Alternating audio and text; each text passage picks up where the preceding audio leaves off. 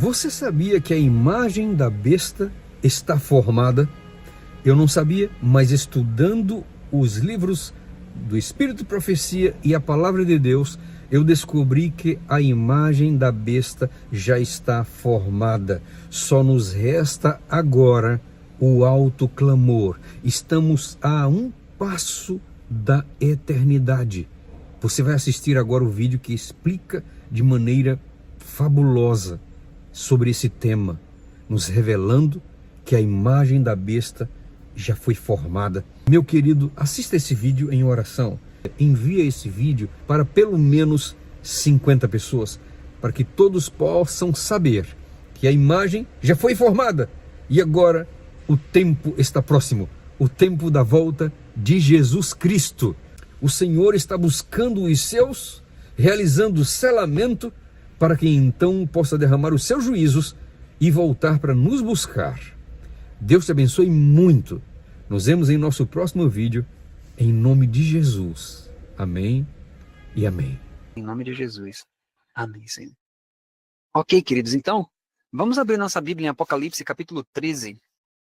E nós vamos ver aqui alguns detalhes do capítulo 13. E a história que nós vamos ver nesse capítulo de hoje, do livro A Mensagem do Terceiro Anjo, ela é de extrema importância para nós. Vamos ver juntos aqui o que diz aqui o capítulo 13. Vamos ler aqui a partir do versículo 1, que diz assim, ó. E eu pus-me sobre a areia do mar, e vi subir do mar uma besta que tinha 7 cabeças e 10 chifres, e sobre os seus chifres 10 diademas, e sobre as suas cabeças o nome de blasfêmia. E a besta que eu vi era semelhante ao leopardo, e os seus pés como os de urso, e a sua boca como a boca de leão. E o dragão deu-lhe o seu poder e o seu trono e grande poderio. E vi uma de suas cabeças como ferida de morte, e a sua chaga mortal foi curada. E toda a terra se maravilhou após a besta. Agora passe para o verso 4. Verso 4, né? E adoraram um dragão que deu à besta o seu poder, e adoraram a besta, dizendo, quem é semelhante à besta? Quem poderá batalhar contra ela? E foi-lhe dada uma boca para proferir grandes coisas e blasfêmias, e deu-se-lhe poder para agir por 42 meses. E abriu a sua boca em blasfêmias contra Deus, para blasfemar o seu nome, e do seu tabernáculo, e dos que habitam no céu. Agora passe lá para o verso 11. E vi subir da terra outra besta, e tinha 2 chifres semelhantes aos de um cordeiro, e falava como dragão. E exerce todo o poder da primeira besta na sua presença, e faz que a terra e os que nela habitam adorem a primeira besta, cuja chaga mortal fora curada. Então vamos lá. Nós não vamos detalhar o capítulo 13 hoje, mas nós vamos somente ver quem é quem. Quando você lê na Bíblia aí no verso 1, dizendo assim, ó, e vi subir do mar uma besta que tinha 7 cabeças e 10 chifres, e sobre os seus chifres 10 diademas, e sobre as suas cabeças um nome de blasfêmia. Quando você vê na Bíblia, no capítulo 13, essa besta aqui, queridos, perceba que ela tem 7 cabeças e 10 chifres. Veja, essas 7 cabeças e 10 chifres, elas aparecem também no capítulo 12. Olha aí no capítulo 12 de Apocalipse. Você pode ver aí, ó, no capítulo 12, versículo 3, diz assim, ó, e viu-se outro sinal no céu, e eis que era um grande dragão vermelho, que tinha 7 cabeças e 10 chifres, e sobre as suas cabeças 7 diademas.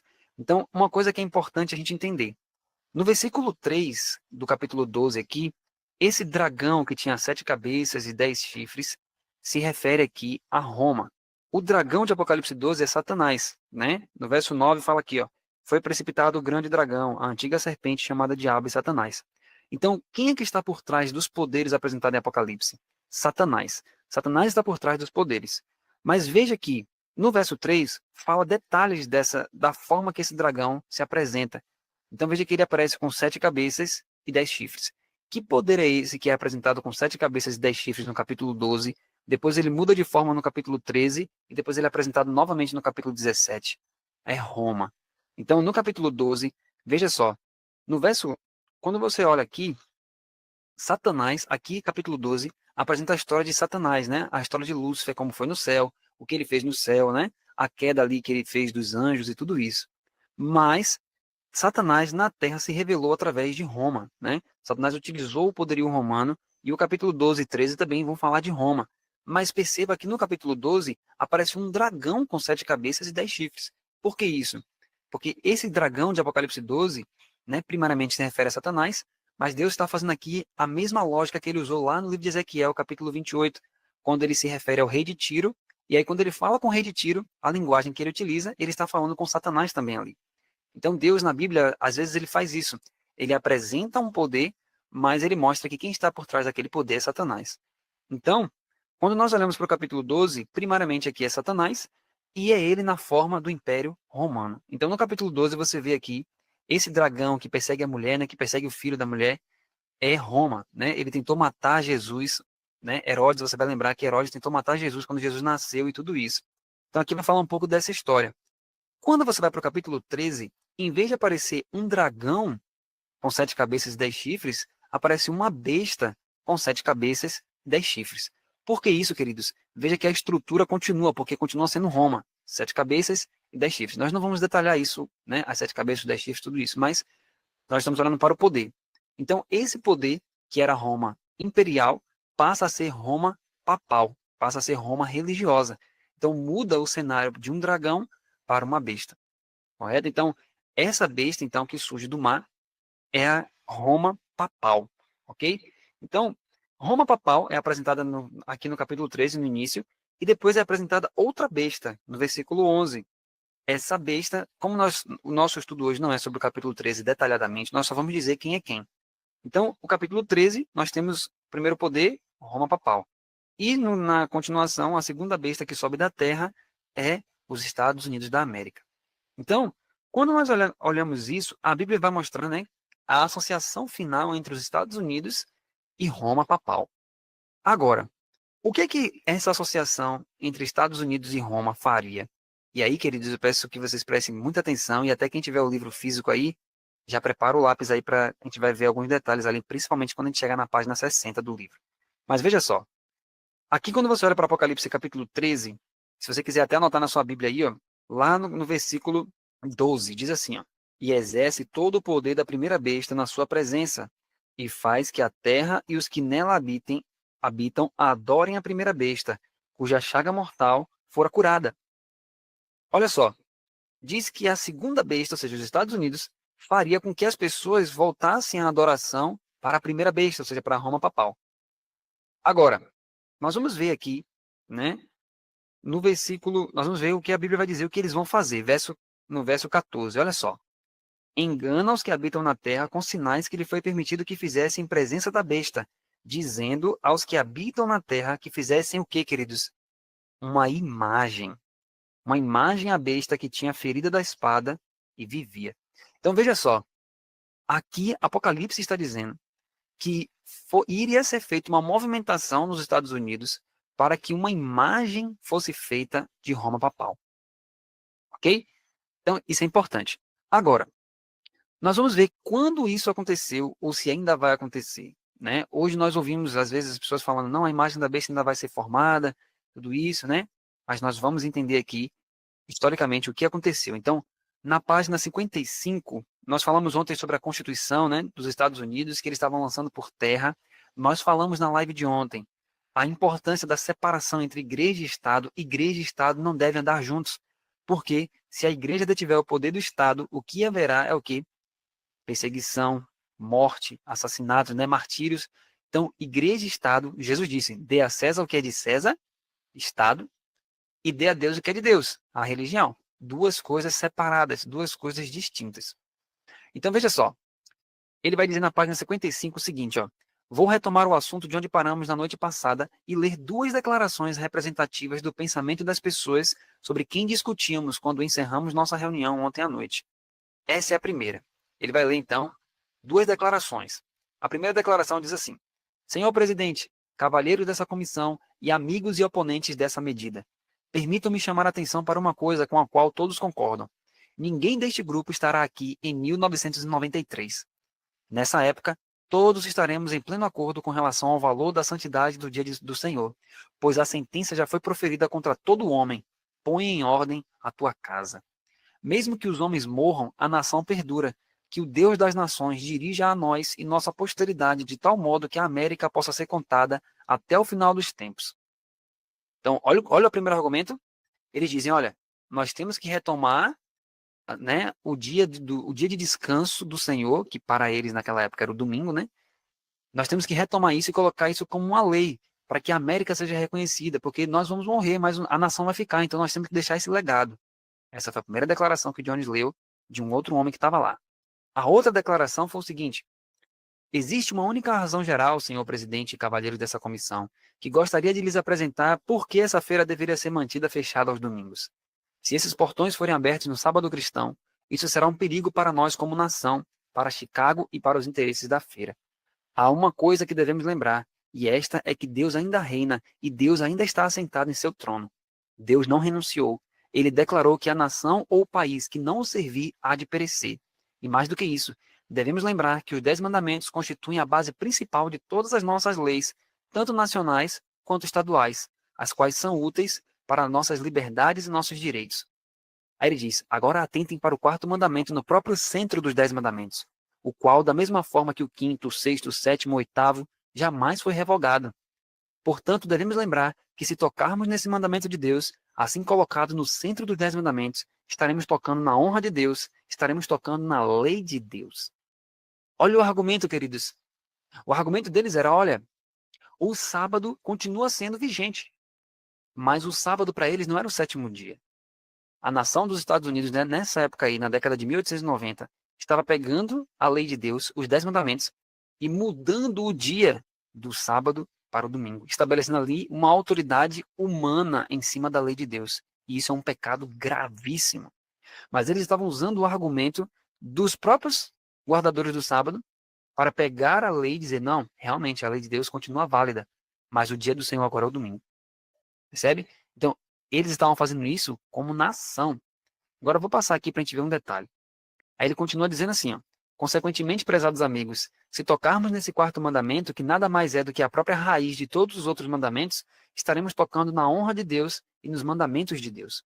Ele nunca foi anulado, e se tocarmos nele, Deus trará uma maldição sobre nós como nação, pois ele de modo direto disse a seu povo da antiguidade que ele os puniria pela profanação do dia de sábado. Assim, prezados amigos, não podemos nos dar ao luxo de tocar nesse mandamento. O que nos convém fazer é, portanto, dar às nações do mundo um bom exemplo da guarda do sábado americano, dar-lhes um exemplo do sábado cristão, dar-lhes um exemplo do sábado conforme Deus o ordenou. Então veja que ele estava dizendo, né? Veja que havia homens ali na nação dizendo, não, nós temos que guardar o que eles chamam de sábado cristão. E quando eles falam essa palavra, queridos, sábado cristão, eles estão se referindo ao domingo, porque eles dizem que o sábado cristão, o sábado judeu é o sábado, o 7º dia, e o sábado cristão é o domingo. E isso é uma falácia, né? A Bíblia é bem clara dizendo que o 7º dia é o sábado do Senhor teu Deus. Agora veja, ele vai dizer agora, ele vai argumentar em cima de uma outra questão. Veja o que ele continua dizendo, esse homem. Certa vez, um príncipe pagão visitou a rainha Vitória e quis que a rainha lhe dissesse qual era o segredo da grandeza daquele governo. A rainha Vitória pediu uma Bíblia e, entregando-a ao príncipe, disse, aqui está o segredo da grandeza dessa nação. E o segredo da nossa grandeza como nação é a Bíblia, que está entronizada em todas as leis, cuja importância é a mesma do sábado. Ela é o fundamento de nossas leis. Então, olha um argumento, queridos. É um argumento bom? É um argumento bom. É um argumento verdadeiro? É um argumento verdadeiro. Mas dentro do argumento verdadeiro, ele traz o que ali? Ele traz a falsidade. Por quê?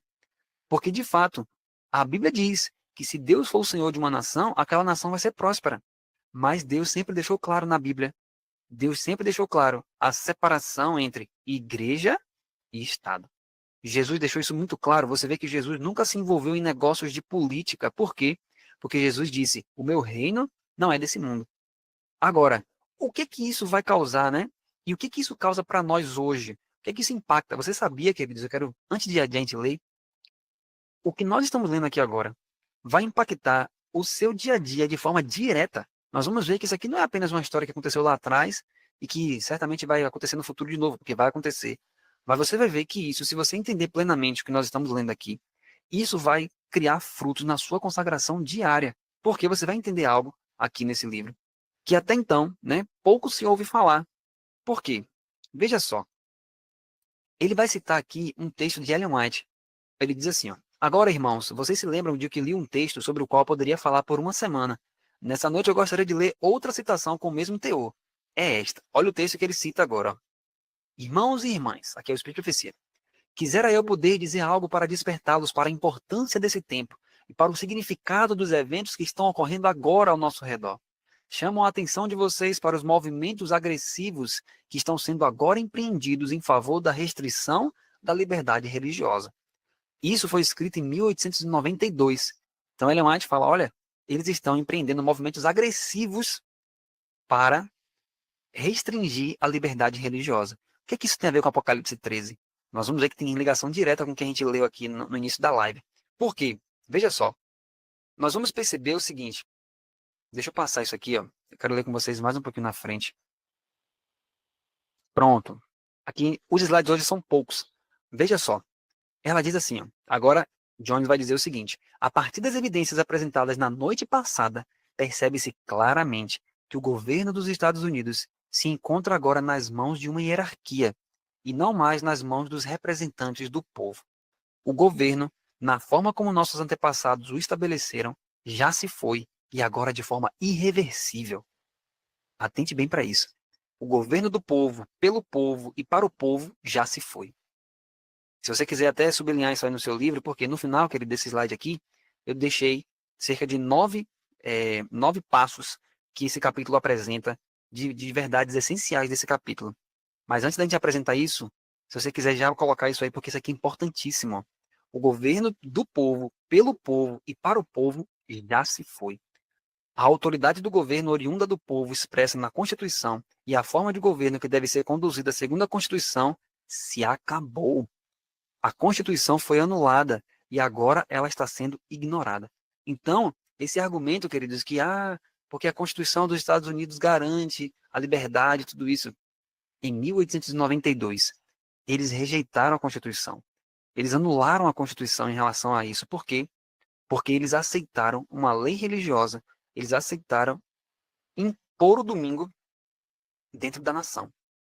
Mesmo que fosse uma coisa piquititica, como nós lemos ontem, ainda que fosse uma empresa de entrega de gelo, mas quando o Estado colocou uma lei religiosa e aprovou uma lei religiosa, a única coisa que pode sair disso, queridos, é somente coisas ruins. E nós vamos ver quais coisas ruins mais à frente. Então, veja só. Então, eles começaram a ignorar a Constituição. Ok? Isso é tão importante da gente entender. E você vai ver mais à frente o porquê que é tão importante você saber disso. Olha só. Recentemente, ela foi ignorada pela comissão. Na verdade, ela foi excluída completamente e uma hierarquia foi ouvida sobre princípios hierárquicos, apresentando apenas argumentos hierárquicos. Quando tal coisa acontece, quando a própria Constituição é perdida de vista por uma comissão do Congresso que ignora levá-la em conta e cuja autoridade única é a Constituição e outras forças passam a dominar no lugar, então para onde foi o governo? Vocês sabem? Onde ele foi? Aí alguém responde, está nas mãos das igrejas. Olha só. Quando o governo repudia os princípios de sua Constituição e ele aceita que a igreja coloque leis para que o Estado coloque ali, né, para as pessoas, o Estado não tem mais o poder. Quem está agora nas rédeas de tudo? As igrejas. Foi isso que aconteceu nos Estados Unidos em 1892. Anote esse ano aí, porque é muito importante isso. Então, agora que isso aconteceu, o que isso diz para nós como um povo que sabemos, né, que Jesus está prestes a voltar? Nós já sabemos que Jesus, antes que Jesus volte, vai haver uma perseguição contra o povo de Deus. O que isso aí diz para nós, queridos? Veja só. Veja, diante da verificação desses fatos, era perfeitamente legítimo que nós, naquela época, ou quem quer que fosse, e todo o povo, exigíssemos que essa conjuntura fosse revertida. Ou seja, isso aqui é muito importante. Ó. Eles queriam falar o seguinte, bom, eles ainda não colocaram, eles ainda não impuseram isso. As igrejas estão pressionando, mas o Estado não tomou nenhuma posição ainda. Então, vamos batalhar para que eles não aceitem, para que eles não coloquem, para que eles não promulguem. Então, eles batalharam o máximo que pôde. Aí ele diz, ó, mesmo o Congresso tendo agido pelas razões que o motivaram, este deveria ter revertido a situação, aberto os olhos e recuado exatamente para a posição em que se encontrava antes. O Congresso poderia ter repensado essa questão e a deixado onde ela deveria ter ficado desde o início. Nesse caso, as igrejas teriam que fazer novos esforços para tomar posse do governo. Mas em vez de ouvirem aquela solicitação tendo como fundamento o único instrumento que lhes dá o direito de considerar qualquer questão, ou seja, a Constituição, os membros do Congresso excluíram a Constituição, recusaram-se abertamente a ouvi-la e decidiram favorecer as igrejas, que já os haviam encurralado. Assim, introduziram permanentemente, anote essa palavra aí, ó, permanentemente na legislação do país o que já sabemos. Aí agora ele vai dizer, bem, nessa obra que já ficou para trás, contra o que estávamos labutando? Aqui que está. Queridos, aos olhos humanos, se você olha para o que estava acontecendo nos Estados Unidos, lembra que a gente falou ontem que quando eles começaram a circular as petições para que o Estado não entrasse naquela questão, lembra que teve pessoas que olharam para aquilo e falaram assim, isso aí não tem nada a ver. O que tem a ver isso aí com a profecia? Não tem nada a ver. Mas eu quero que você analise o seguinte aqui. Vamos abrir nossa Bíblia em Gênesis, capítulo 15. Nós vamos falar sobre visão espiritual, de você enxergar os acontecimentos e ver o que Deus está dizendo para você através dos acontecimentos. Veja só, Gênesis capítulo 15. Abra sua Bíblia aí rapidinho, queridos. Vamos falar sobre quando Deus abre nossos olhos, para que nós olhemos as coisas não mais somente como cenas normais, mas percebendo o mundo espiritual. Olha só o que a Bíblia vai mostrar sobre Abraão. Gênesis capítulo 15. Veja só. Deus faz uma aliança com Abraão no capítulo 15 de Gênesis. E quando Deus chama Abraão, olhe para a sua Bíblia aí, isso é muito importante você ver na sua Bíblia aí, ó, Gênesis 15. Veja, ele diz assim, ó, verso 7. Disse-lhe mais, eu sou o Senhor que te tirei de Ur dos Caldeus, Gênesis 15, para dar-te a ti esta terra para herdá-la. E disse ele, Abraão então disse, Senhor Deus, como saberei que hei de herdá-la? Olha o que Deus diz para Abraão no verso 9. Toma-me uma bezerra de 3 anos, e uma cabra de 3 anos, e um carneiro de 3 anos, uma rola e um pombinho. E trouxe-lhe todos estes, e partiu-os pelo meio, e pôs cada parte deles em frente da outra. Mas as aves não partiu. E as aves desciam sobre os cadáveres. Abraão, porém, as enxotava. E pondo-se o sol, um profundo sono caiu sobre Abrão. E eis que grande espanto e grande escuridão caiu sobre ele. Queridos, isso aqui mostra que Abraão era um homem de visão espiritual. Isso aqui mostra que Abraão era um homem que não era negligente espiritualmente. Isso aqui mostra que Abraão tinha visão que outras pessoas não tinham. Ele percebia as coisas espirituais de forma que outros não percebiam. Como assim? Perceba o seguinte. Deus fez uma promessa e disse, Abraão, preste atenção, você vai herdar a terra. Aí, Abraão diz, mas Senhor, como é que eu vou saber que eu vou herdar? Aí Deus diz, faça o seguinte. Aí Deus pega ali, né, manda pegar os animais para fazer o sacrifício ali, para poder fazer a aliança, né, naquela época. Só que o que aconteceu? Quando Abraão fez o sacrifício, a Bíblia diz no verso 11 que as aves desciam sobre os cadáveres. Se Abraão tivesse sido negligente, queridos, veja que Deus disse a Abraão, Abraão, faça assim, assim e assim, e mantenha aquilo ali. Então, ali, aqueles animais que Abraão colocou, que ele dispôs em linha, aquilo representava para ele ali o quê? A aliança que Deus disse a ele, a promessa. Então, quando Abraão fez aquilo, Abraão poderia fazer o quê? A Bíblia não relata quanto tempo demorou entre quando Abraão fez ali a linha, né, dos animais e o momento que Deus chama Abraão. A Bíblia não relata quanto tempo foi, mas a Bíblia diz que se pôs o sol, e aí sim, um sono profundo pegou Abraão. Agora, quantas horas Abraão ficou ali, tendo que vigiar? A Bíblia não diz, mas perceba o seguinte, se Abraão, queridos, fosse negligente aqui, Deus fez uma aliança com Abraão e disse a Abraão, minha aliança com você é essa. Eu estou trazendo para você exatamente isso aqui. Agora, ó, eu estou te dizendo para você fazer assim, ó. Pegue tal animal, faça assim, assim, assim, assim, assim. Só que a Bíblia diz que depois que Abraão fez, que ele deixou tudo pronto, vieram as aves do céu para pegar os cadáveres que estavam ali. Ora, se Abraão fosse uma pessoa como Esaú, por exemplo, que Esaú não estava nem aí porque era espiritual, né? A Esaú só via o que estava ali na terra, o que era terrestre e pronto. Se Abraão fosse assim, um homem negligente para as coisas espirituais, ele ia ver as coisas acontecendo e para ele não ia mudar nada. Então, por exemplo, tá cheio de ave aqui, isso é normal, isso é comum, porque tem cadáver aqui, tá subindo mau cheiro, elas estão vindo para cá. Mas eu estou cansado, deixa eu descansar um pouquinho aqui.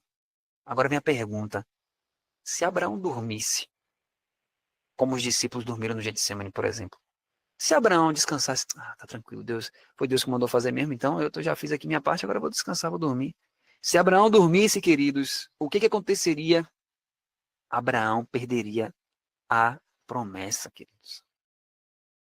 Eu tenho uma frase que eu gosto muito dessa frase, que diz assim, ó, as distrações roubam promessas. Ou seja, tem muitas promessas de Deus em nossa vida que não se cumprem, não é porque Deus não quer cumprir, não, mas porque eu e você estamos distraídos. Em vez de estarmos clamando a Deus ali, ajoelhados em oração, tirando tempo para Deus, a gente está assistindo filme, a gente está assistindo série, a gente está assistindo jogo, a gente está falando da vida dos outros. E as promessas vão, ó.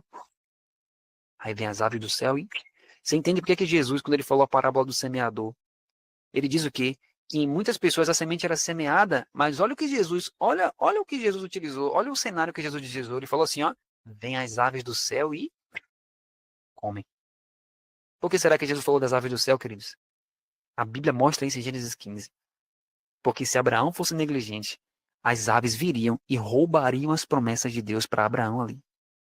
Aí você pode olhar e dizer, gente, mas era só uma coisa ali física, uma coisa ali que Deus mandou fazer. Percebe isso, queridos? Então, eu e você não podemos ser pessoas de visão estreita, de olhar somente para o terreno. Nós temos que pedir a Deus, Senhor, abre meus olhos para que eu enxergue diariamente, para que o maligno não me leve distraído. Percebe, queridos? Você olha a história de Sansão, você vê, por exemplo, Sansão, né? Deus disse a ele, olha, você é nazireu, Sansão. Você é um homem separado, Sansão. Você é um homem que tem que ter como consagração muito mais do que os outros. Mas se você reparar no livro de Juízes, Sansão vivia dizendo assim, ó, ele queria, né, se casar com uma mulher lá, e aí não era da vontade de Deus, aí ele falou assim, não, mas eu gostei, ela me chamou a atenção aos meus olhos. Aí Sansão era um homem que foi levado sempre pelos olhos, levado pelos olhos, levado pelos olhos. E aí no final de tudo, o que aconteceu com a história de Sansão? Sansão termina cego, percebe? Mas aquela cegueira de Sansão, queridos, que o livro fala que ele terminou cego, ali foi só uma expressão no mundo físico do que ele já era antes. Sansão se tornou cego muito tempo antes. Ele perdeu de vista o Senhor. Ele foi levado pelas suas próprias paixões. Então nós não podemos ser assim. Nós não podemos ser pessoas cegas espirituais. Jesus disse que nós somos cegos. Então o que é que nós precisamos pedir, queridos? Que Ele abra nossos olhos. Que Ele unja nossos olhos. Para que a gente não viva o nosso dia a dia só olhando para as coisas terrenas. Levanta, vai trabalhar. Aí resolve uma coisa, resolve outra. Faz um devocional rapidinho ali e volta para dormir. E aí as promessas de Deus que estão ali, ó. Deus querendo cumprir várias coisas. A gente não tem tempo para orar, não tem tempo para meditar, não tem tempo para fazer as coisas para Deus. A gente vai perdendo, o tempo vai passando e a gente perdendo as promessas. As aves vêm e comem. Então, queridos, que nós tenhamos visão espiritual. Então, por quê? Ele agora vai dizer aqui, ó, bem, nessa obra que já ficou para trás, contra o que estávamos lá lutando? Por quê? Algumas pessoas poderiam olhar e dizer assim, isso aí é uma questão de Constituição, né? Foi só uma questão de uma feira, não tem nada a ver isso aí, como alguns pensavam naquela época. Agora, olha o que ele vai dizer. Nessa obra que já ficou para trás, contra o que estávamos labutando? Contra algo já realizado ou contra a realização de algo? Contra a realização de algo. Por que protestamos contra a realização desse algo? O que falamos sobre qual seria o resultado dessa obra? A união entre igreja e Estado. A formação de uma imagem à besta. Percebe? Então, para quem tinha visão espiritual nessa época de 92, o fato de eles fazerem aquilo, que aparentemente era uma coisa, mas é só uma feira. Aparentemente era algo assim simples, para quem tinha visão espiritual, na verdade, eles saberiam, eles estavam vendo que se o Congresso aceitasse, por isso que ele estava ali energicamente dizendo, não façam, não façam, não façam. Por quê? Porque quem entendeu o que estava acontecendo naquela movimentação em 92, entendeu que se eles aceitassem que o domingo fosse um dia de guarda naquela feira, de forma por causa do governo, se o governo se intrometesse, Apocalipse capítulo 3, versículo 14, se cumpriria. Percebe? Apocalipse 13, 14, que diz assim, ó, dizendo que fizessem uma imagem à besta. Ué, mas por que foi feita uma imagem? Porque o que é uma imagem, queridos? Quem é a besta? O papado. A imagem da besta significa que quando a besta, é como se você pensasse assim, uma besta chega no espelho, quando ela se olha no espelho, ela vê um ser que é o quê? Quando ela olha no espelho, aquela imagem que ela está vendo é o quê? É ela própria. Então, o que era o papado? O papado era um poder religioso que detinha em suas mãos o poder civil, quando ele esteve no auge, né?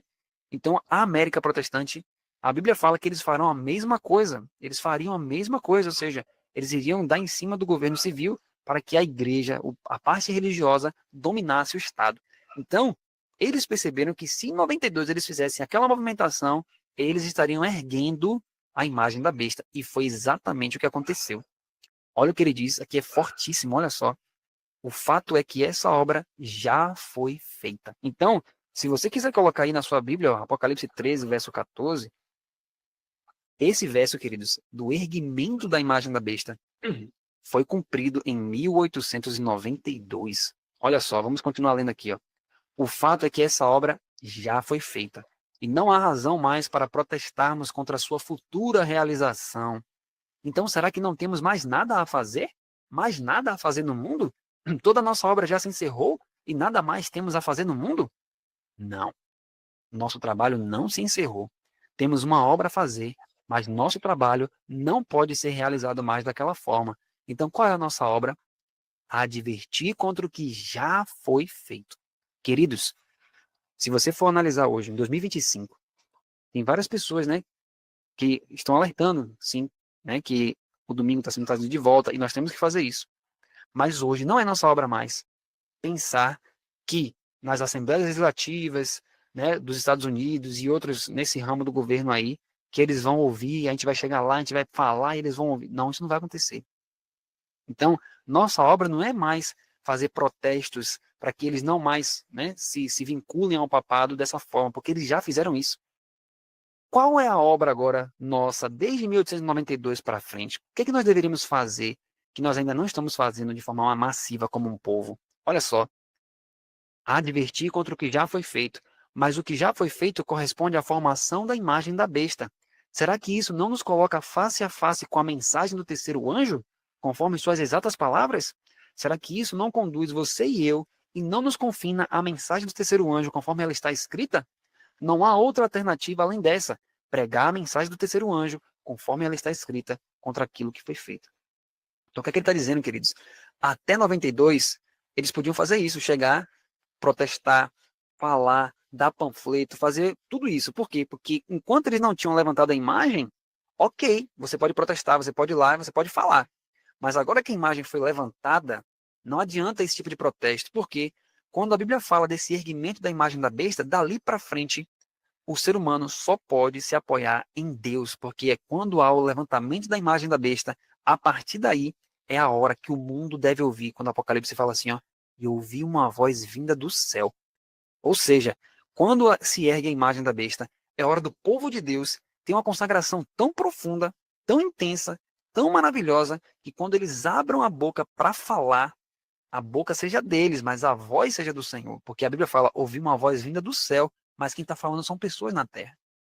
Percebe? Então, já que essa imagem foi levantada, já era hora de, desde 92, de eles pregarem com poder. Porque quando se ergue a imagem da besta, é agora que Deus derrama ainda mais poder sobre o seu povo. E aí vem a terceira mensagem angélica de Apocalipse 14, para terminar a obra no mundo. Por isso que o Espírito de Profecia fala, né, Ellen White fala, que Jesus poderia ter voltado nesse período. Em 94, Ellen White escreve uma carta dizendo que se aquele povo tivesse avançado como Deus queria com essa mensagem, Jesus já teria voltado. E o mundo, querido, já teria terminado desde 1894. Né? Então, isso é muito sério. Isso é muito sério. Então, hoje, né, nós podemos pensar, não, a imagem da besta ainda vai ser formada. Veja como é importante nós entendermos isso, porque se você não compreende que a imagem da besta foi formada lá atrás, você vai pegar o grande conflito, por exemplo, e você vai criar todo um cenário futuro inexistente. E aí vai cair no mesmo erro dos judeus, formar toda uma ideia de como o Messias virá, e aí quando realmente acontecer, haverá uma rejeição completa, porque não vai bater com aquilo que você formulou na mente. Percebe, queridos? Por isso que é muito importante a gente saber disso. Olha só, repito que não podemos protestar contra a realização dessa obra, pois esta já foi realizada. Não podemos ir ao Congresso e recorrer a argumentos constitucionais contra a legislação religiosa. Não podemos protestar contra a formação da imagem da besta. Não podemos protestar contra a ação do governo de reconhecer o falso sábado. Isso já foi feito, e ele foi posto no lugar do sábado do quarto mandamento, pela ação específica do próprio Congresso. Assim, tal ação colocou o governo dos Estados Unidos nas mãos das igrejas. Ela estabeleceu a marca da besta como o sábado da nação para todo o mundo. Isso foi feito em expressas palavras na legislação, em lugar do sábado do quarto mandamento. Veja só. Aí você pensa, então, Se tudo isso aconteceu naquela época, por que Jesus não voltou? Né? As profecias de Apocalipse estavam em vias de cumprimento. O que aconteceu, queridos? Nós teve uma live que nós falamos sobre isso. Como a mensagem que Deus queria que avançasse não avançou, Deus teve que segurar os ventos. A Bíblia apresenta em Apocalipse 7, né, que é dada uma ordem aos 4 anjos que ficam nos 4 cantos da terra, dizendo assim, ó, segurai, segurai, segurai. Segurem! Ou seja, não permitam que aconteça a última guerra ainda. Por quê? Porque nem todos estão prontos, nem todos estão selados, nem todos estão batizados com o Espírito Santo, nem todos estão cheios do Espírito. Então, quando isso acontece, nessa época aconteceu isso aí. Tinha tudo para acontecer. A imagem já estava formada, a questão dominical já estava sendo levantada, eles já tinham colocado uma lei dominical, assinado uma lei dominical, e essa lei, queridos, ela iria avançar para chegar no mundo inteiro. Então não se engane, isso aqui é um outro ponto.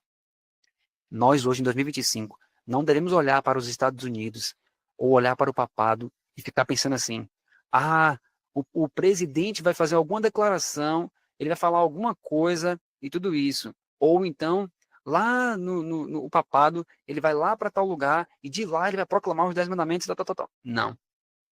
Isso não constitui para nós nenhum sinal, queridos. Por quê? Porque em 1892, essa ação de dar as mãos, que o livro Grande Conflito fala, que o papado ia dar os Estados Unidos ia arvorar a mão sobre o abismo para dar as mãos ao papado, o próprio Espírito de Profecia declara claramente, nós vimos isso em uma das lives, né, que nós fizemos recentemente, que isso aconteceu em 92. Eles já estavam dando as mãos lá atrás. Então essa união entre os dois já aconteceu. O que vai acontecer no futuro agora não é que eles vão dar as mãos no sentido de que eles não estão juntos hoje, mas eles vão estar juntos no futuro. Eles já estão juntos. O que tem segurado esses poderes de atuarem com o vigor que eles querem e atuar da maneira como eles podem atuar é porque os anjos refreiam por causa da igreja, porque a igreja não está pronta. Mas quando os servos de Deus estiverem novamente na primitiva piedade, as fogueiras se acenderão. O Espírito de Profecia fala no livro Eventos Finais que é o alto clamor que vai suscitar os elementos religiosos. Ou seja, a lei, queridos, ela foi assinada lá atrás, em 92, mas ela está lá, ó, guardada. Ela foi trazida de volta. Por quê? Porque o povo de Deus não avançou como deveria. A mensagem deveria ter finalizado a obra. Mas como eles não avançaram, Deus teve que segurar os ventos mais uma vez, e aí aquilo ficou engavetado. Olha que coisa interessante.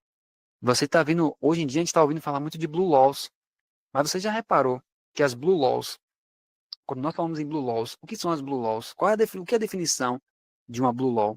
São leis religiosas, né? Eles chamam de leis azuis. Mas muitas dessas leis, né? Muitas dessas leis que são religiosas, elas já existem, queridos. Uma característica muito importante disso é que são leis que já existem. Só que eles agora pegam essas leis e começam a forçar essas leis de volta. Ou seja, eles começam a aplicar novamente essas leis de forma massiva. Então, a questão dominical, nós não podemos pensar que um dia eles vão ainda decretar o domingo. Não, queridos, isso já foi feito. Eles já assinaram. Foi uma lei que foi assinada pelo presidente Morrison em 92. Então, só que, o que vai acontecer? À medida que o autoclamor for avançando, que as pessoas começarem a ouvir a mensagem do sábado, que a coisa for realmente avançando com todo o poder, aí isso vai chamar a atenção dos evangélicos da igreja em geral, e isso vai suscitar a ira deles contra esse povo que está pregando essa mensagem. E aí aquela coisa que foi feita lá em 92 vai ser trazida de volta. Essa coisa, queridos, de trazer de volta, o que eles vão fazer é isso, eles só vão trazer de volta algo que já existe. Percebe? Porque isso já aconteceu. Então, por isso que os elementos religiosos estão adormecidos, porque o povo de Deus está adormecido. Mas quando o povo de Deus levantar com essa mensagem, com poder e grande glória, cheio do Espírito Santo, Satanás vai estremecer. E ele vai querer levantar a oposição ferrenha contra o povo de Deus. Então isso é muito importante. Percebe, queridos, como é importante nós sabermos aplicar, né? Saber o que aconteceu lá atrás, para a gente saber corretamente aplicar a profecia para o futuro. Então veja só. Por que imagem, né? Por que fazer isso? Por que quando eles pegam uma lei religiosa e coloca como uma lei civil, isso se torna uma imagem da besta? Aí ele fala, ó, o que era o papado? Não era simplesmente a união entre religião e Estado? Isso existia no paganismo. O papado consiste na igreja controlando o Estado, não é só se unir. O papado consiste na igreja controlando o Estado, na igreja tomando posse do Estado e dos poderes do Estado e os usando para impor os decretos da igreja. É um fato literal que o governo dos Estados Unidos se encontra agora confirmado nas mãos das professas igrejas protestantes e que elas o estão usando para impor um decreto da igreja acima de todos os demais decretos. Esse foi o propósito delas. É isso que elas estão fazendo agora. Isso não se assemelha ao papado? Não corresponde às ações do papado? Sim, senhores. Então, repito, estamos confinados à mensagem do terceiro anjo. Os fatos estão diante de nossos olhos e estamos confinados a ela como nossa única obra. Queridos, sabe o que é mais triste em relação a tudo isso aí? Que tudo que Jones falou era verdade. De fato, eles já estavam de frente, realmente ali, eles estavam vivendo como na planície de Dura ali, diante da imagem de Nabucodonosor. Aí até Jones estava pregando, dizendo, gente, nós já estamos diante da imagem. O que estava faltando agora? Olha Apocalipse aí 13. Apocalipse 13, verso 14, fala do erguimento da imagem. Mas no verso 15 fala assim, ó, foi-lhe concedido que desse espírito à imagem da besta, ou fôlego. Então, o que estava faltando ali para acontecer era o versículo 15, porque a imagem estava formada, mas a imagem estava sem vida. Então, a Bíblia fala de dois momentos. O momento do verso 14, que nós vimos que se cumpriu em 1892, e o momento do verso 15, que é quando a imagem recebe espírito. Para quê? Para que também a imagem da besta falasse e fizesse que fossem mortos todos os que não adorassem a imagem da besta. Ou seja, todos aqueles que forem contra essa união entre igreja e Estado, todos que forem contra o domingo como sendo um dia de guarda oficial, todos aqueles que levantarem contra a lei do Estado, né? Contra quando as igrejas começarem a impor seus decretos, todos que se levantarem, vai chegar um momento que eles serão, né, colocados para a morte. Eles serão presos, eles serão julgados, muitos deles serão mortos. Então, é isso, queridos, são essas coisas ruins que acontecem quando a igreja e o Estado se unem. Por isso que Jesus nunca se uniu a qualquer coisa do Estado. Jamais. Até mesmo, você lembra que certa vez alguém chegou para Jesus e falou assim, Senhor, manda aqui meu irmão. Ele queria resolver uma situação judicial com Jesus ali. Jesus falou assim, quem foi que me constituiu juiz entre vós? Jesus nunca entrou nessas questões. Porque Jesus sempre entendeu claramente a diferença de uma coisa para outra. Mas, queridos, hoje nós estamos vendo cada vez mais, nos Estados Unidos, no Brasil, nós estamos vendo essa movimentação cada vez mais forte, o povo clamando cada vez mais que a igreja e o Estado estejam unidos. E isso, queridos, só vai haver perseguição para aqueles que forem fiéis de fato. Só vai ter perseguição, calúnia, difamação e morte. É isso que vai acontecer. Então, por isso que o que tem acontecido, queridos, é que nós estamos nessa transição entre o 14 e o 15, digamos assim, né? Por quê? Porque a imagem foi formada, mas aquele espírito que ela deveria ter para poder fazer matar as pessoas, ela não recebeu. Por quê? Porque o povo não avançou com a mensagem. Então isso é muito importante. Olha só. Ele diz assim, ó, nós estamos no finalzinho. Nunca antes de 92, porém, qualquer um de nós tinha o direito de falar isso, ou advertir as pessoas contra a adoração da imagem, pois ela ainda não estava formada. Falamos às pessoas que ela estava vindo, e que quando certas coisas acontecessem, a imagem seria formada. Então, a advertência seria, não a adorem. Essa foi nossa mensagem até o momento, mas essa não é mais nossa mensagem. Não podemos mais dizer isso ao povo. Não podemos protestar contra a sua formação. Não podemos fazer isso. Ela já está formada. Então, se nós desconhecermos isso, essa parte tão importante da história, nós vamos olhar, por exemplo, o Papa entrou na Casa Branca, então isso é um sinal da formação da imagem da besta. O Papa foi para o Egito, de lá ele pronunciou os 10 mandamentos, então agora é a imagem da besta. Não, queridos. Essa união entre Estados Unidos e papado já aconteceu desde lá de trás, é isso que nós estamos lendo aqui. Né? E se você continuar lendo no livro, você vai ver que ele pega as passagens da irmã White confirmando exatamente isso, que isso estava acontecendo naquela época. Então, o que nós hoje temos como um povo de Deus? Devemos nos consagrar gigantescamente diante do Senhor, pedir a Deus o Espírito Santo, porque se a imagem já está formada, a próxima coisa que precisa acontecer é o povo de Deus pregar com poder e grande glória. E olha só quantos anos, queridos, já se passaram desde que isso aconteceu, e Deus ainda não encontrou uma geração de crentes profundos na palavra de Deus, que tenham experiências profundas com Deus, para quando se levantarem para falar, fazer tremer o reino de Satanás. É isso que Deus está te chamando para ser hoje. Deus está me chamando, Deus está chamando você para ser aquela pessoa como João Batista, como nós falamos ontem, para quando você levantar a sua voz e falar, arrependei-vos, todo o exército de Satanás trema. É isso que Deus espera. Deus quer fazer muito mais do que ele fez na época de João Batista, porque o tempo já chegou, queridos. É chegada a hora. Aí ele diz, estamos, portanto, confinados a essa única coisa. Eu repito, não temos saída. se não pregar as exatas palavras da mensagem do terceiro anjo, se alguém adora a besta e a sua imagem. Mas há uma palavra que vem logo antes disso. Seguiu-se a este outro anjo, aqui é Apocalipse 14, dizendo em grande voz. Então, o que mais pode ser isso, senão o alto clamor da mensagem do terceiro anjo ganhando força agora? Perceba que ele diz que o anjo fala em alta voz, ou em grande voz. Então, nós que estamos conhecendo a mensagem da justiça de Cristo, né, a mensagem do alto clamor, devemos fazer de tudo, queridos. Todas as pessoas que nós entrarmos em contato, devemos de alguma forma tentar apresentar essa mensagem para elas. Mostrar para elas quem é Cristo, a mensagem da justiça de Cristo. Isso é muito importante. Olha só, será que isso não nos indica que quando chegar o tempo para que a mensagem seja dada claramente, como se encontra no texto bíblico, o alto clamor ocorrerá justamente nesse tempo? Já vimos o suficiente para demonstrar isso. Mas será que isso não se encontra nas próprias palavras da mensagem? Que quando a mensagem vai ao mundo nas palavras com que é dada, isso consiste no alto clamor? Pois é assim que ela é proclamada, em grande voz. E é isso que Deus tem chamado a mim e a você, queridos, para pregarmos a mensagem do terceiro anjo com poder e grande glória. E a mensagem do terceiro anjo, ela é o que, em verdade? A justificação pela fé. Cristo em vós, a esperança da glória. Então, é através da contemplação de Cristo, quando a pessoa começa a conhecer a vida de Cristo, conhecer cada vez mais Cristo, ela vai perceber claramente que as pessoas que estão querendo unir religião com o Estado estão sendo contra o Espírito de Cristo. Por quê? Porque Cristo foi completamente distante do Estado. Cristo não teve nada com o Estado, né? E se nós compreendermos isso, isso vai muito mais além de apenas de uma união entre igreja e Estado. Mas, Jones fala sobre isso em outros sermões, nós podemos estar unidos ao Estado em nosso próprio coração. Às vezes, a forma como nós estamos vivendo diariamente, a forma como tratamos pessoas, nós podemos estar agindo segundo a imagem da besta. Nós podemos estar com a imagem da besta. Se a mensagem da justiça de Cristo, ela traz Cristo para você, para Cristo habitar em você, para mudar seu temperamento, suas ações, seus pensamentos, se Cristo vai habitar em você e vai lhe transformar a imagem dele, se você não tem a imagem de Cristo, você tem a imagem de quem? Só existem dois lados. A imagem de Satanás ou a imagem de Cristo? A imagem da besta ou a imagem de Cristo? Então, por isso, queridos, que diariamente devemos buscar a Jesus, porque se nós não buscarmos a Jesus, nós só teremos outro lado para refletir. Ou você reflete uma coisa, ou você reflete outra.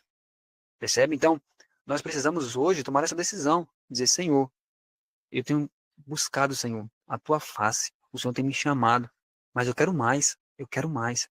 Porque Jesus quer refletir completamente, ele não quer refletir mais ou menos em você, ele quer refletir completamente. Já chegou o tempo, queridos, então veja que profeticamente não há mais nada para a gente esperar.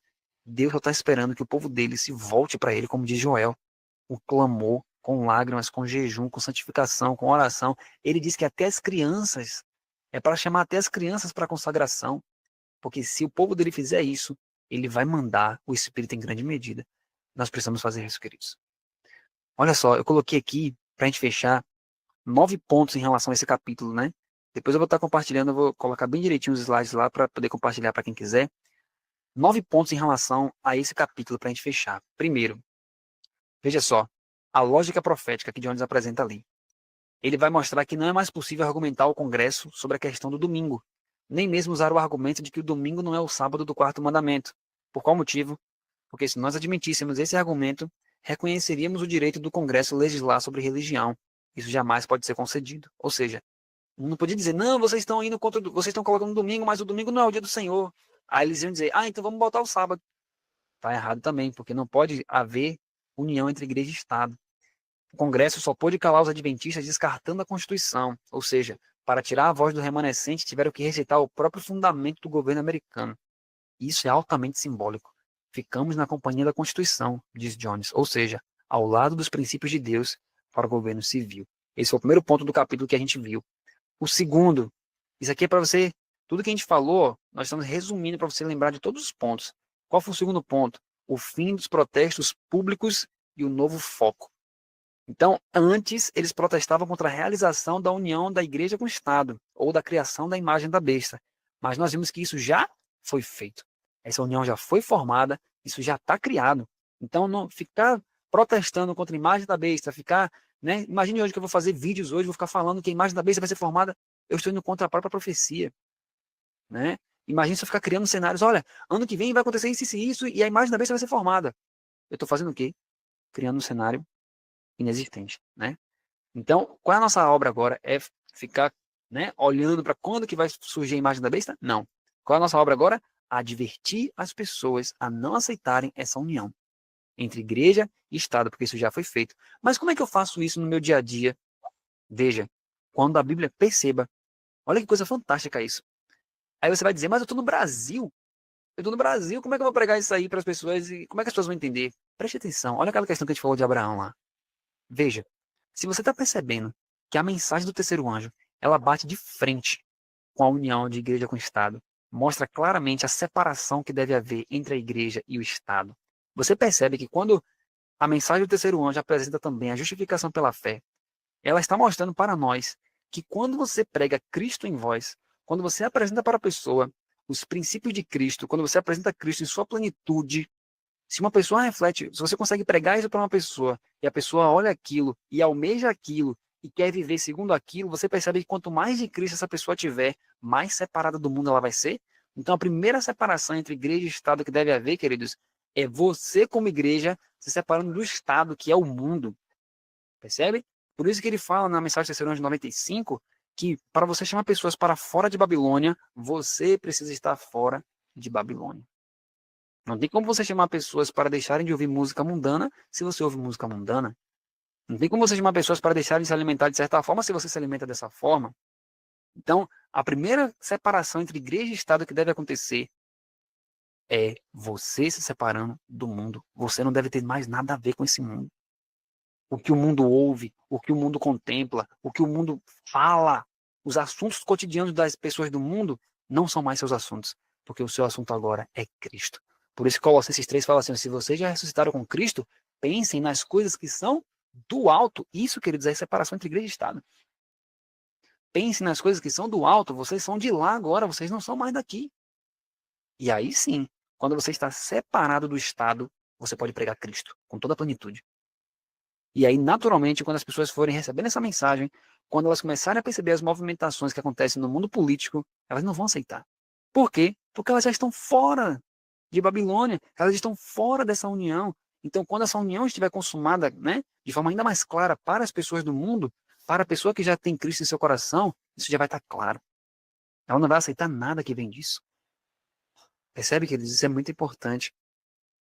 A urgência do autoclamor, o terceiro ponto. Antes de 92, não se podia pregar não adore a imagem. Mas agora, que já aconteceu isso, né? Nós podemos sim falar isso. Porque chegou o momento do autoclamor. Por isso, olha só que interessante. Não é à toa que o ano que Ellen White escreve que o autoclamor já começou na revelação da justiça de Cristo, qual foi o ano, se você lembrar? Justamente 92. Por quê? Foi quando eles fizeram a imagem da besta que Ellen White escreveu. Olha, o autoclamor começou. Com a mensagem de 88. Ela poderia ter escrito isso em 88, porque Jones e Wagner começaram a pregar a mensagem da justiça de Cristo em 88. Mas olha o ano que ela escreveu. Ela escreveu em 92. Ela diz, começou o autoclamor. Começou o autoclamor. Por quê? Deus estava levantando a mensagem da justiça de Cristo, a justificação pela fé, e aí os Estados Unidos então formaram a imagem da besta. Ele mais fala, começou o autoclamor. Então, percebe, queridos? Então isso é muito importante a gente encaixar perfeitamente. Olha como tudo vai se encaixando perfeitamente.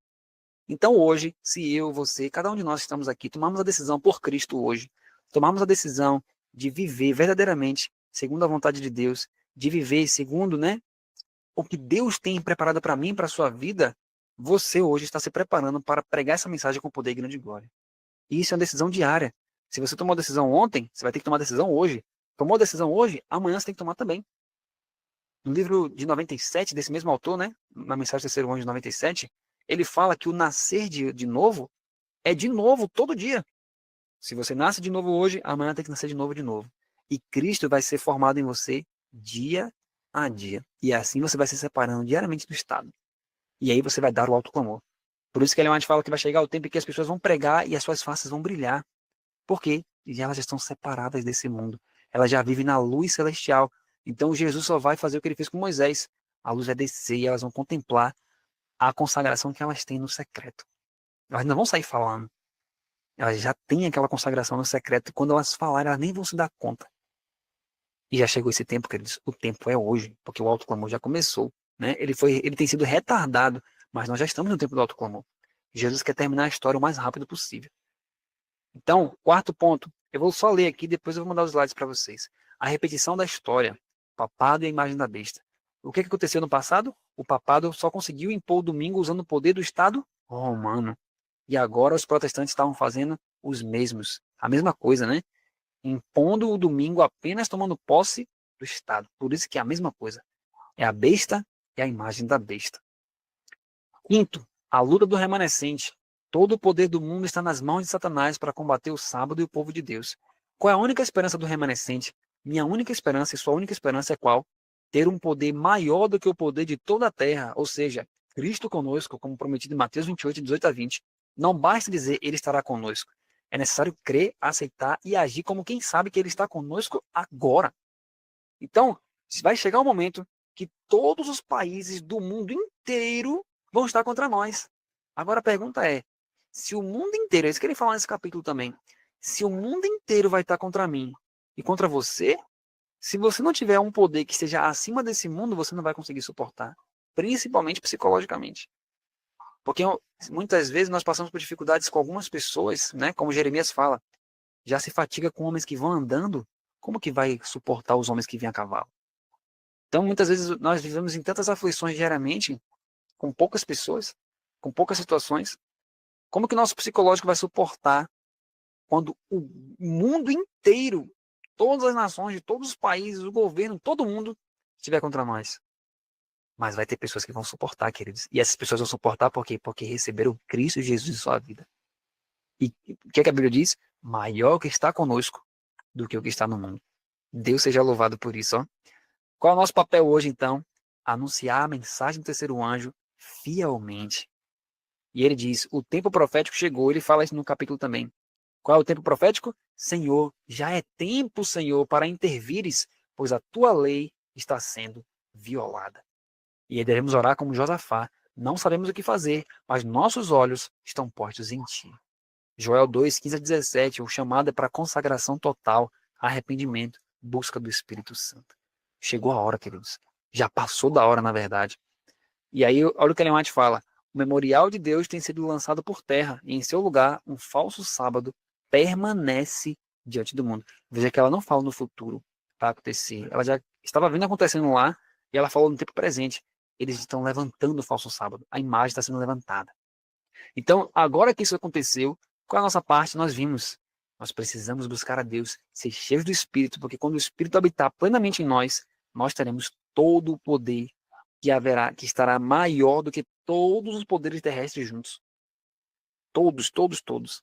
É isso que Deus quer fazer. E por último, o único modo de desobstruir o caminho para Deus operar é nos entregarmos totalmente a Ele, confiando que Ele cumprirá a sua obra. A oração que Ele mesmo nos deu é a nossa. Já é tempo, Senhor, para intervires, pois a tua lei está sendo violada. Então, meus queridos, nós estamos vendo de forma inequívoca, né, que chegou a hora. Já passou da hora. E que Deus nos abençoe para que, em nome de Jesus, nós não percamos tempo.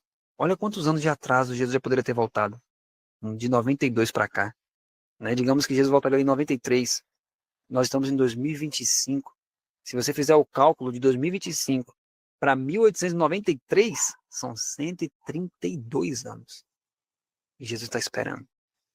Então, mas essa geração, nós estamos vendo a mensagem avançando. E nós cremos de todo o nosso coração que essa geração é a geração da volta de Jesus. Então, a questão não é se haverá uma geração que vai ver Jesus voltar ou não. A questão é se eu e você faremos parte dessa geração. A questão é se eu e você faremos parte desse grupo. Porque João viu em Apocalipse. João viu um grupo pronto. João viu que esse grupo existirá. Então, será que nós faremos parte desse grupo? Cristo já fez tudo para que nós fizéssemos parte. Toda a história está aí. Podemos aprender claramente com os erros do passado do nosso povo. E qual é a nossa parte hoje? Se você já ora, ore muito mais, tenha mais vida de oração. Se você já se consagre muito mais. Tem que tirar ainda mais um tempinho de onde não tem. Por quê? Porque daqui a pouquinho, Ellen White fala que as únicas coisas que vão nos fazer suportar o tempo de angústia são as promessas que nós tivermos em nossa mente. Porque todo o cenário externo vai estar tudo contra nós. Então precisamos suportar isso. Mas se eu e você tivermos Cristo Jesus, nós vamos vencer. Nós vamos vencer em nome de Jesus. Vamos fazer uma oração então? Queridos, olha só. Esses 3 primeiros capítulos, eles eram mais históricos. Então, nós entendemos, você vê a importância de entender essas histórias. A partir do capítulo 4 em diante, nós vamos começar a entrar na mensagem de forma mais direta. Então, do capítulo 4 para frente, Deus vai dar muitas flechadas em nossa alma, né? Porque são mensagens muito fortes, mensagens muito sérias para o povo de Deus. E que Deus nos abençoe e que possamos verdadeiramente, pela graça de Jesus, estarmos juntos, né? Firmes e fortes a cada semana para recebermos essa mensagem e levarmos essa mensagem, porque Deus está esperando que um povo dele se levante, pregue essa mensagem, porque tem muitas pessoas no mundo que não fazem ideia dessa mensagem. Que eu e você sejamos essas pessoas, em nome de nosso Senhor Jesus. Vamos fazer uma oração então, para a gente finalizar? Oremos juntos. Querido Deus e eterno Pai, obrigado, Senhor, que privilégio, Pai, depois de 130 anos, Senhor, podemos ouvir os mesmos sermões e estudar que poderiam ter preparado o seu povo, Senhor, lá atrás, para que Jesus já tivesse voltado para esse mundo, Pai. Já nem deveríamos estar aqui nessa live, deveríamos estar no céu agora, nesse momento, Pai. Já deveríamos estar desfrutando tudo. Mas, infelizmente, Senhor, por causa dos nossos próprios pecados, o Senhor tem que segurar o tempo. Mas lhe pedimos, ó Pai, que o Senhor venha vencer o pecado em nossa vida hoje, agora, Senhor. Nos dê, Senhor, o sangue de Jesus agora, lave nossa mente, lave nossas vestes, lave nosso caráter, Senhor, lave nossos pensamentos, nos lave por inteiro, Senhor. E não permita mais que venhamos a condescender com os mesmos pecados, Senhor. Queremos ser libertos, Senhor. Libertos completamente. Para que quando a gente for pregar essas mensagens, tem muita coisa que a gente ainda vai estudar junto, Pai, mas que o teu povo, aqueles que estão entrando nas lives, os que estão assistindo também essa mensagem pelo YouTube, que essa mensagem faça todo sentido na mente de tal forma que essas pessoas vivam a mensagem e quando falarem, Pai, que cause até terremoto nesse mundo, Senhor. Porque o Senhor, quando fala, Pai, o Senhor brada fortemente. Que o Senhor faça isso através de nossa vida, Pai amado. Essas bênçãos nós te pedimos. Te agradecemos em nome de Jesus. Amém, Senhor.